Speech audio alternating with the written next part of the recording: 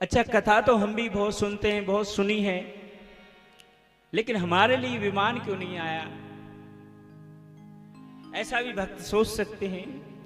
विमान का मतलब है जो बिना मान का हो जाए, जिसका अभिमान मर जाए, जिसका मान, जो अभिमान ना करे। विमान जिसके जीवन में मान खत्म होगा, अपना मान खत्म कर लिया, वो विमान वाला हो गया। उसके लिए विमान आएगा ही आएगा।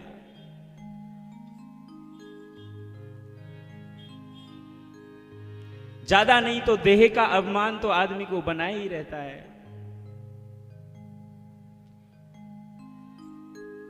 हमारा जन्म ईश्वर की मर्जी से होता है, अपने आप होता है। दुनिया के किसी भी मनुष्य का उस पर कोई कंट्रोल नहीं है। हमारी मृत्यु जब हमारा समय आ जाता है तो अपने आप होती है, दुनिया का कोई भी व्यक्ति रोक नहीं सकता। पूरे जीवन जो तुमने करोड़ों अरबों कमाए, वो सारे खर्च करके, सारी प्रॉपर्टी देकर भी आप एक श्वास नहीं खरीद सकते हैं अपने लिए, एक मिनट नहीं खरीद सकते हैं।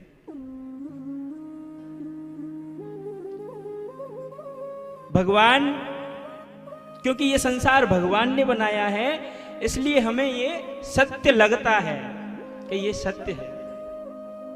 जबकि हमारा जो शरीर है अपना, इस पे भी हमारा कंट्रोल नहीं है। हम अपने आप छोटे से बड़े होते हैं, बड़े से युवा, किशोर होते हैं, किशोर से युवा होते हैं, फिर वृद्ध हो जाते हैं। अगर हमारे हाथ में होता, कंट्रोल में होता, तो वृद्ध होना कौन चाहेगा?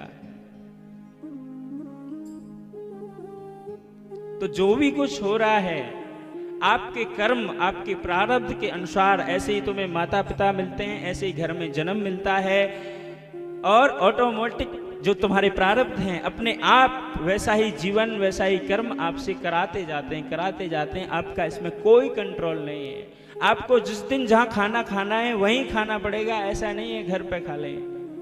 आपने 1 मिनट थाली अपने लिए सजाई है अभी भोजन की, लेकिन कुछ ही सेकंड में ऐसा कुछ होगा कि कोई आ गया या कुछ हुआ कि वो भोजन की थाली आपने सामने वाले को दे दी, और वो खाने, दाने दाने पे लिखा है खाने वाले का नाम। जो भोजन की थाली तुम्हारे लिए लगाई गई है, तो उसका भी भरोसा नहीं है कि वो आपके पेट में जाएगी या दूसरे के में।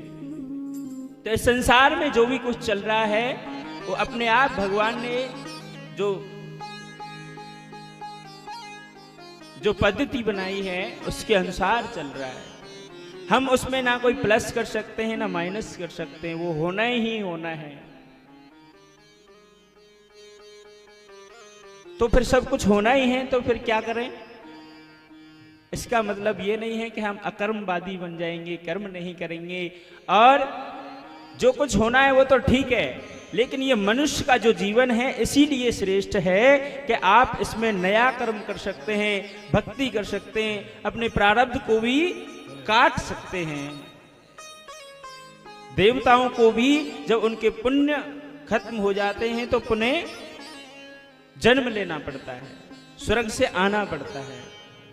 लेकिन मनुष्य चाहे तो अपना परम कल्याण कर सकता है, परम धाम को जा सकता है, भगवान के वैकुंठ धाम को प्राप्त कर सकता है। ये केवल और केवल मनुष्य जीवन में ही संभव है।